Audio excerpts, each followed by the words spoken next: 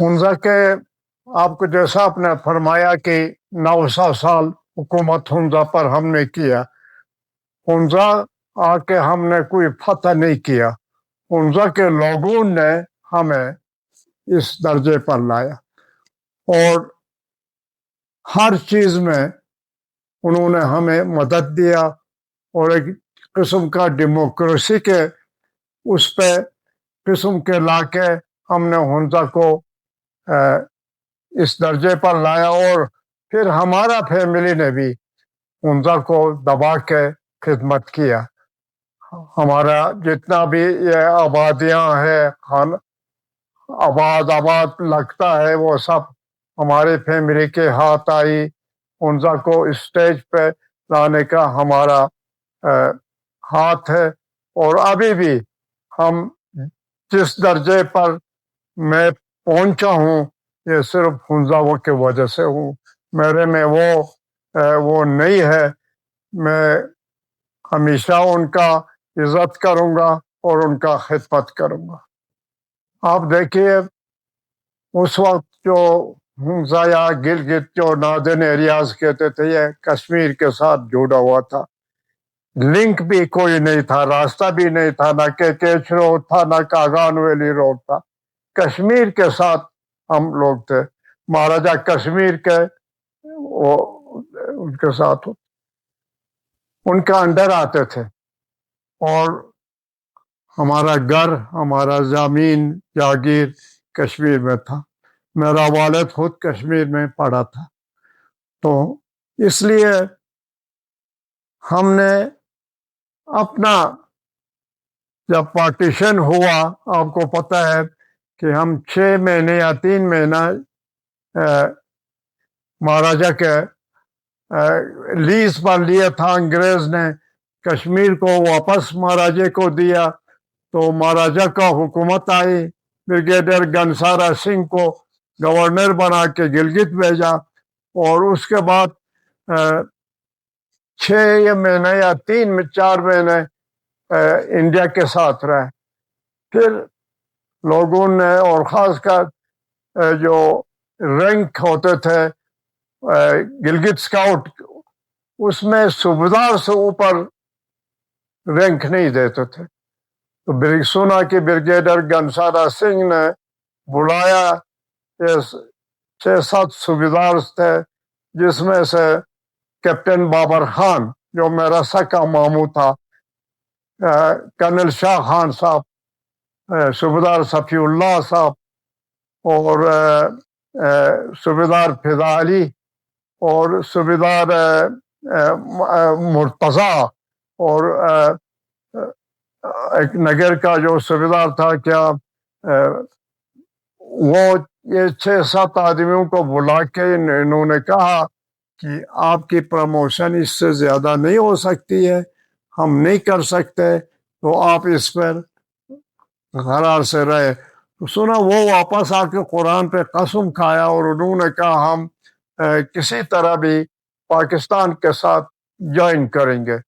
تو یہ پھر ان کا جو مین برین تھا وہ انگریز کمانڈنٹ میجر براؤن تھا. وہ سارا ان کو بریف کرتا تھا, ان کو پلاننگ کرتا تھا, یہ کرتا تھا. اور اس کے علاوہ جو مین سپورٹرز تھے وہ میر آف حمزہ, میر جمال خان اور میر آف نگر میر شوکت علی خان تھے. ان کا بڑا کردار ہاتھ ہے. تو سنا یہ ہے کہ میں اپنے والد سے بھی سنا, کئی دفعہ ان سے پوچھا بھی ہوں کہ کہتا کہ پہلے گلگت کو آزاد کیا, اس کے بعد میجر براؤن اور میرا کیپٹن بابر خان اور کرشا خان صاحب لے کے میجر براؤن ادھر حمزہ آیا. اس نے کہا کہ آپ سے مدد چاہتے ہیں, ہمیں 1001 مجاہدین چاہیے, ہم نے آگے جانا ہے, لڑنا ہے, تو اس کے لیے آپ کی مدد چاہیے اور آپ کے پاس جو ہتھیار ہے وہ ہمیں چاہیے اور ہم پاکستان کو ساتھ اخلاق کرنا چاہتے ہیں. تو میرا فادر نے کہا یار پہلے نہیں مانا، یہ ایک آسان چیز نہیں ہے، آپ کو کرسٹ کر لیں گے، ایک حکومت کے ساتھ بغاوت کرنا کوئی آسان چیز نہیں ہے، تو یہ ہم سے نہیں ہو سکے گا۔ تو دونوں میروں نے انکار کیا۔ پھر کہتے کہ 2 دن کے بعد، کیونکہ میں جو ان میں سب سے جو سینئر جو تھا نا وہ صوبیدار میجر بابر خان تھا نگر کا، میرا سکا ماموں تھا، اور میرے پھوپھی سے بھی شادی ہوئی تھی، اس کے ڈبل ریلیشن تھا۔ اس نے بڑا زور فادر کے ساتھ لڑائی کیا کہ آپ کو ماننا پڑے گا، کرنا پڑے گا، میں ادھر سے نہیں جاؤں گا جب تک آپ کے منہ سے ہاں نہیں نکلے گا۔ پھر میر نگر کو بھی بلا کے انہوں نے فیصلہ کیا کہ ہم پاکستان کے ساتھ شامل ہو جائیں گے، ایکسیڈ کریں گے۔ تو قائد اعظم نے میسج بھیجا کہ میں جب تک میر آف ہنزا اور میر آف نگر اپنا اسٹیٹ ایکسیڈ نہیں کریں گے، میں پارٹ آف پاکستان نہیں کہہ دوں۔ تو میرا والد اور میر آف نگر نے سائن کر کے اپنا اسٹیٹ ایکسیڈ کیا اور کسی شرط سے بغیر دیا۔ آج بھی ہم فخر سے کہتے ہیں کہ ہم پاکستان کے ساتھ اپنی مرضی پر ایکسیڈ کیا اور ہم نے کوئی شرط اور کنڈیشنز نہیں رکھا۔ ہمارا قربانی یہ ہے، ہمیں حکومت کو بھولنا نہیں چاہیے اس چیز کو۔ اور یہ اس کے ساتھ میرا والد کہتا تھا کہ میرے پاس کوئی 200-300 303 کے وہ رائفلز تھے، میر نگر کے پاس کچھ تھے، وہ ملا کے ان کو حوالہ کیا۔ ادھر سے پھر ہنزا کے، کیونکہ فائٹنگ جو لڑنے والے قوم تھے، ہنزا، نگر، یاسین، وزر، گلگت ڈسٹرکٹ، یہی لگتے تھے۔ انہوں کا بڑا خدمت ہے، انہوں نے بھوکا رہ کے ننگے رہ کے لڑے اور اس ایریا کو عزت کیا۔ آج یہ نہ ہوتا تو آپ کا بیسٹ فرینڈ چائنا کا کدھر سے رہتا۔ میں پہلے چائنا کے بارے میں کہوں گا۔ آپ کو پتا ہے کہ ہمارے بے شمار لوگ چائنا جاتے تھے، اس کے ساتھ بارٹر سسٹم ہوتی تھی اور اپنا سارا ٹریڈنگ چائنا کے ساتھ ہوتی تھی۔ تو یہ جاری رہا۔ جب یہ پاکستان کے ساتھ ہم نے پاکستان جوائن کیا، تو یہ جو خاص کر میں ایک چیز کا کھلا بتانا چاہتا ہوں کہ چائنا کا جو بارڈر خنجراب ٹاپ یہ نہیں تھا، ابھی جو ہے ہنزا کا تقریباً کوئی 45 یا 50 میل دفدار ولیج تاسورغن سے پہلے آتا، وقی سپیکنگ ولیج ہے، ادھر تک ہنزا کا ایریا تھا۔ اس کو سارکل کہتے تھے، سارکلی، اور ہمارا اپنا کیٹل تھے 2000 کے قریب، اور یہ ہمیں مالیہ دیتے تھے، ٹیکس دیتے تھے، اور یہ اسی ایریا میں وہ لوگ گریز کرتے تھے، اپنا یاکس، کیملز، بکرے، دمبے، یہ سارا اسی ایریا میں پالتے تھے۔ اس سے معلوم ہو گیا کہ ایوب خان نے میرا والد کو بلایا اور کہتا ہے کہ یہ چائنیز گورنمنٹ جو ہے خنجر آفتاب جو ہے وہ آگے کوئی 50 میل اور وہ چاہتے ہیں کہ ان کا ایریا کو دے دے، اور اس کے جگہ میں ہم آپ کو کمپنسیٹ کریں گے۔ تو میرا فادر نے کہا کہ ہم ہرگز اس کو مانتے نہیں، ہم تو تباہ و برباد ہوں گے، ہمارا گزارا کیا ہوگا، اور کیٹلز اور دوسرے چیزیں ان سے بغیر، جس میں بلو شیپ ہے، مارکو پولو شیپ ہے، آئی بیکس ہے، یہ سارے شکار کے لیے لوگ آتے، اس سے بھی معلوم ہو جائیں گے۔ تو کہتا کہ ایوب خان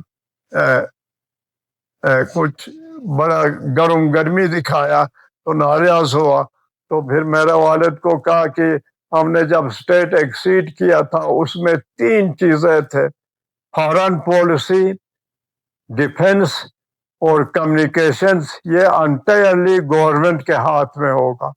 اور انٹرنلی آپ انڈیپینڈنٹ ہوں گے. تو اس کے لیے ہم بے بس ہو گئے. اور پھر ان کو جو بارڈر ہے چینج کر کے پنجاب کا جو بارڈر نہیں تھا، بلکہ اس وقت جو بھی سلک روڈ تھا وہ منطقہ سے آتا تھا مسگر کے تھرو. اس وقت پنجاب کا تو تھا ہی نہیں نا، کچھ بھی نہیں تھا. یہ تو بعد میں بنا، اس لیے بنا کہ چائنیز کہتے تھے کہ منطقہ کراس کر کے رشیا کا بارڈر آتا، اس کو اوائڈ کرنے کے لیے انہوں نے خون جراب رکھا. اور خون جراب کا اصلی نام خان جراب ہے. خان جراب گوجالی زبان میں میر کو کہتے، جراب چراگاہ کو کہتے، میر کا چراگاہ کہتے تھے خون جراب. یہ اس کی بیک گراؤنڈ تھی. تو یہ اس طرح پھر انہوں نے چائنیز کو لیا. لیکن پھر انہوں نے یہ کہا کہ شمشال سائٹ سے ہم پامیر دیں گے. وہ پامیر ٹھیک ہے دیا ہے انہوں نے، لیکن صرف شمشلیوں کو اس کا فائدہ ہے، باقی خنزہ والوں کو لیے کوئی فائدہ نہیں رہا. ٹھیک، حکومت وقت مرضی تھی، انہوں نے دے دیا، کیا کر سکتے تھے. ہونے کے بعد میرا والد مجھے یاد ہے یہ کہتا تھا، میں کہنا بھی چاہتا ہوں کہ کراچی میں چوئنلائے آیا تو میرا والد کو بھی اس نے بلایا. بلانے کے بعد ایوب خان پریزیڈنٹ، اس نے چوئنلائے کو کہا کہ یہ میرا پنزا ہے، آپ کا نائبرنگ اسٹیٹ کا رولر ہے، اور آپ کا ان کی فیملی انگریزوں کے ساتھ لڑے تھے، تو میر صفدر خان کے ساتھ آپ نے ان کو پروٹیکشن دیا اور آپ کی بیسٹ آف ریلیشن ہے.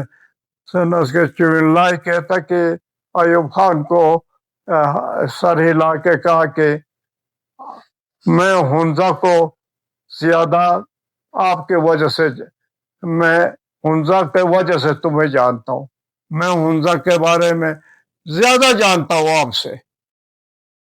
یہ اس کی ورڈز تھی.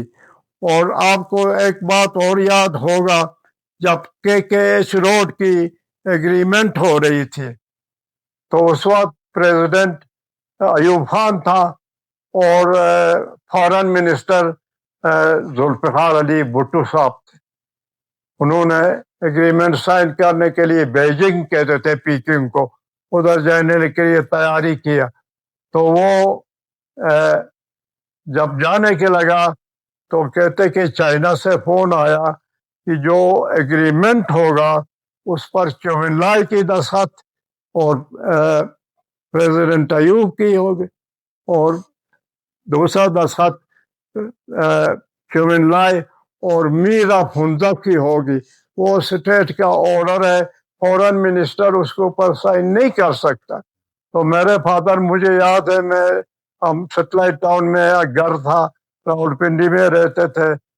فون آیا، میرے والد کو پریزیڈنٹ ایوب نے بلایا، لے گیا، اور دوسرا دن میرا والد کو لے گیا. تو اس لیے ہم لوگوں کا بڑا وہ ہے کنٹریبیوشن ہے کہ ہم نے ہنزا سے 250 کلومیٹر روڈ ہنزا کو کراس کر کے پھر نگر اسٹیٹ سے ہوتے ہوئے گلگت جاتا ہے. تو ہنزا اور نگر کے رولرز کا یہ کنٹریبیوشن ہے. ہم نے حکومت کو جس طرح بھی کہا اس کو ساتھ کہا، اور یہ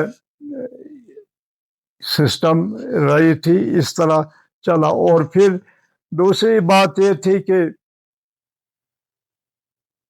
مجھے خاص کر، جیسا آپ فرمایا کہ سب سے زیادہ آرمی کی سپورٹ ملی ہے. جب ہمارا اسٹیٹ ختم ہوا اور ہم پریشان ہو گئے کہ 900 سال حکومت کا ریاست، نگر ختم ہوا، ہنزا ختم ہوا، ناردرن ایریا ایڈمنسٹریشن کے ساتھ ٹچ کیا، تو ہم بھی پریشان ہو گئے کہ اب ہم کس طرح اپنا گزارا کریں گے، کیا کدھر جائیں گے. لیکن میں نے دیکھا کہ جنرل ضیاء الحق صاحب گلگت آ گئے. میں بھی میراب نگر کو بھی بلایا تھا، تو انہوں نے بڑا ایڈریس میں سب سے پہلے کہا کہ میراب ہنزا اور میراب نگر، اور ہمیں عزت دیا اس نے، اور مجھے مجلس شورا کا ممبر بنایا. اس سے میرا ریکوگنیشن ہوا. اس مجلس شورا میں چودھری شجاعت سے چودھری نثار علی سے لے کے جتنے بھی پاکستان کے پولیٹیشنز ہیں نا، سب اس میں ممبرس تھے. اور میں بڑا لکی تھا کہ میرا ایک ریکگنیشن اس طرح ہوا. یہ بات مجھے یاد ہے کہ اس کے بعد بھی ہمارا بارٹر سسٹم کہتے تھے. 2 کاروان چائنا جاتے تھے ادھر سے، جو چائنیز جو سنکیانگ کی گورنمنٹ جس چیز کے لیے ریکمینڈ کرتا تھا وہ چیزیں لے کے جاتے تھے. پھر ادھر ہنزا کے جو نیسیسٹیز آف لائف جو لوگ جس چیز کی ڈیمانڈ کرتے تھے وہ لاتا تھا. یہ کئی سال تک رہا. اس کے بعد جب سٹیٹس ختم ہوا تو یہ ختم ہوا. ہم نے ایک اور بات بتا دوں، ہم نے ڈرائی پورٹ بنایا. ڈرائی پورٹ بڑا محنت کیا، میں نے اپنے وائف نے. ہم سنکیانگ گئے، ارومقی گئے، ان کے ساتھ باتیں کیا، چائنیز انویسٹمنٹ کرایا اور پورٹ بنایا. پورٹ بنایا لیکن چلایا میں نے نہیں، دوسرے لوگوں کا ہاتھ میں کیا. اس کو ٹھیک طرح چلا نہیں سکے. اس کو اٹھا کے اب یہ حالت ہے کہ بارڈر بند ہے، ایک آنے کا ٹریڈ نہیں ہو رہا ہے. لوگ افورڈ نہیں کر سکتے اتنا ہیوی ڈیوٹی دینے کا. دوسری بات، میں نے یہی کوشش کیا کہ کم از کم ہنزا اور چائنا کا جو ان کا پہلا سٹی آتا تاسوغن جو تاجک ہے، اور وہ وقی زبان زیادہ بولتے ہیں، اس کی لینگویج دوسری ہے لیکن ان کے نزدیک طریقے. اور وہ کہ ہم ان کے ساتھ ایسا ریلیشن ہو کہ پاسپورٹ نہ ہو، پاس بنا کے ہم ادھر جا سکے، اپنے ضرورت کی چیزیں لائے، وہ ادھر آئے، اور کم از کم ہنزا تک ان کو فری ڈیوٹی فری وہ زون بنائے.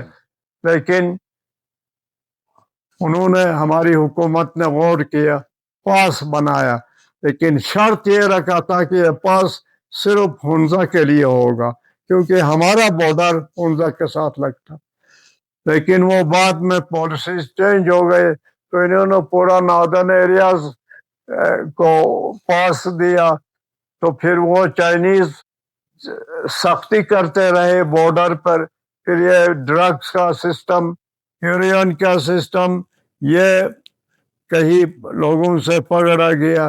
اس کے بعد انہوں نے سختی کیا تو وہ اس سے نہ ابھی ہمیں کوئی فائدہ ہے. ڈرائی پورٹ بھی بند ہے، بارڈر بھی تقریباً بند ہے، ادھر سے کوئی ٹریڈنگ نہیں ہو رہی ہے.